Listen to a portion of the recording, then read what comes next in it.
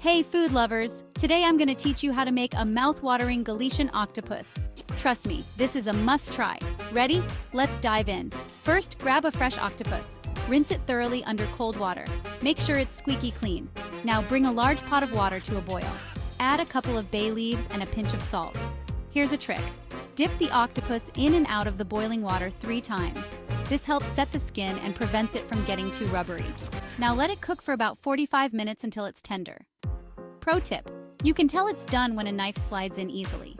While the octopus is cooking, let's get the potatoes ready. Peel and slice them into thick rounds. Boil them in salted water until they're fork tender. Set aside. Once the octopus is done, remove it from the pot and let it cool for a few minutes. Cut the tentacles into bite-sized pieces. Time to plate. Lay the potato slices on a serving dish. Arrange the octopus pieces on top. Now for the magic touch. Sprinkle generously with smoked paprika and sea salt. Drizzle with high-quality extra virgin olive oil. And there you have it. Authentic Galician octopus, ready to devour. If you enjoyed this recipe, don't forget to hit that like button. Subscribe for more delicious recipes. Bon appétit!